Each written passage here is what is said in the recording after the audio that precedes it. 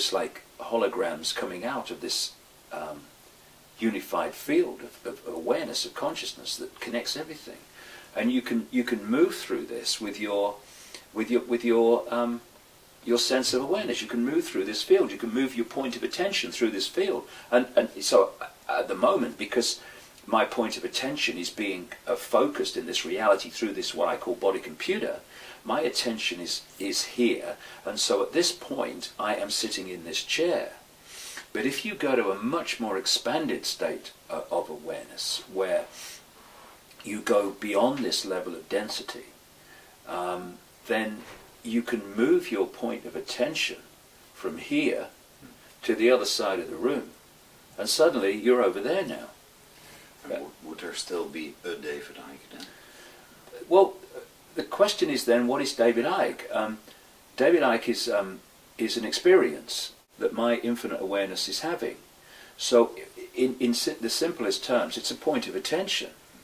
You know, it's another version of moving my point of attention from here to the other side of the room in a higher level of awareness, and suddenly he's just moved across the room. How did he do that? Because he moved his point of attention.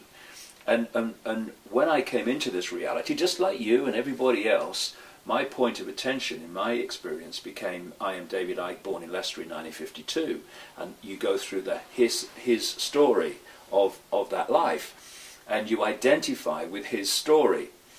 But as you tease your mind open and you start to see the greater level of reality and possibility, then you start to not dismiss that which is David Icke. He's my experience, but I know that he's an experience. Not that when I talk about he, it is a name for an experience, and that when I choose to leave this reality, people might say, "Oh, that David Icke's buried there." Yeah, no, there's an experience, and the name for an experience is buried there. Like you me, I'm out of here, mate, because I'm eternal awareness, and once you break out of this sense of I am my job, I am my name, I am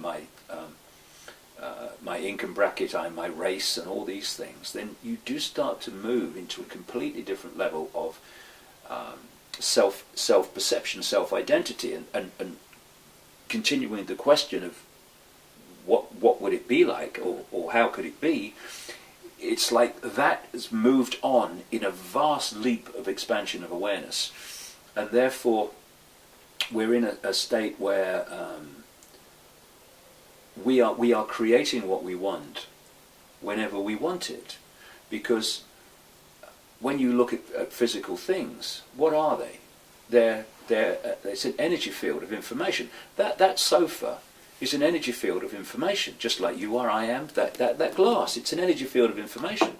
If you could see that in its prime state, which is waveform information like everything else is, it would just be a vibrating field. And it takes that form because the information is encoded to be decoded into that form. And therefore, if you can reach those levels of awareness and therefore potential where you can create those information fields, you can literally create a sofa, a glass, anything in your reality. No shortage. There'll be no scarcity then, because you can manifest it. And there are some people, as I'm sure you've come across, there are some people around the world. I've spoken to one or two who have actually been through experiments where this manifestation, even in the apparent limitation of this reality now, that they have manifested things out of the unseen into holographic reality. And it's like it's a miracle, but it's not. It's the natural way and the true potential that we should be expressing.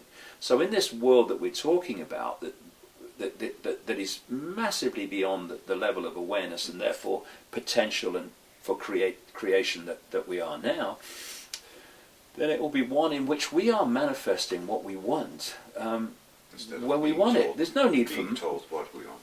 No need for money. No need for money. It's like, I want to buy, I'll give you some money to buy a sofa. And you go, okay. Why would you? It's all right, I got one. Okay? Don't need your money, mate. I got one. See it? Do you like it? I thought of it myself. And I know that people coming from this world that we live in now, they'll go, that's ridiculous. That's impossible. It's not. It's the way things were meant to be. It's not that we've not grown into that level of awareness. It's that we've come down from that level of awareness and into a sense of I can't. And the world that I'm looking at, from the question you asked, is one in which all this becomes possible. There's no need to fight someone to get what you want. You can manifest it. Therefore, without scarcity, there's not battles over have-nots and haves.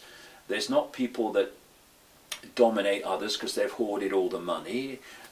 It's a completely different world. Can you elaborate on, like the sofa example, like how would things be different? Well, at the moment we live in a world which is basically system generated, where the system decides what we can do and we can't do overwhelmingly. It's trying to do it more intensely all the time.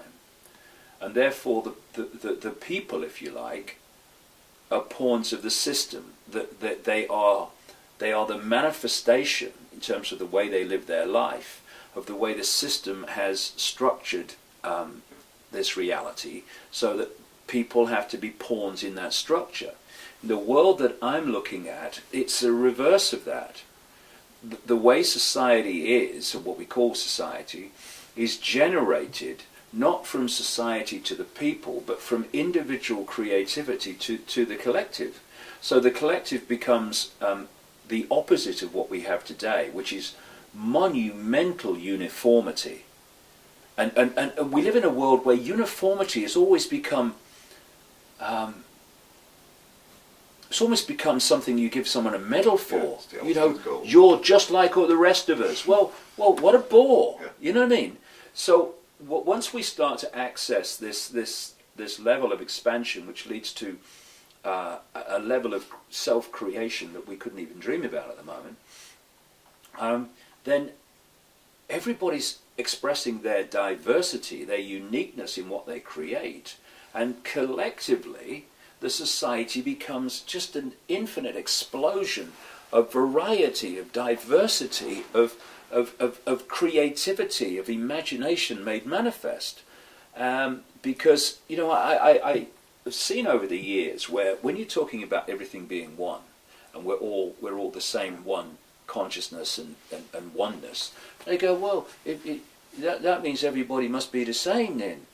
Just everyone looks the same. No, that's not what oneness means. Oneness is all possibility. So the more we express uniqueness, the more we express diversity of creativity, of perception, of view, the more we are celebrating all possibility. It's when you come out of that perception of all being one that you move into these bubbles of perception where people do then start to look and behave the same and act the same, because they're in the same bubble of limitation. Therefore, the potential for diversity gets smaller the more your sense of limitation contracts. As you come out of it, whoa, then you the opposite of that. So the world I'm looking at is one of incredible diversity, where every day you're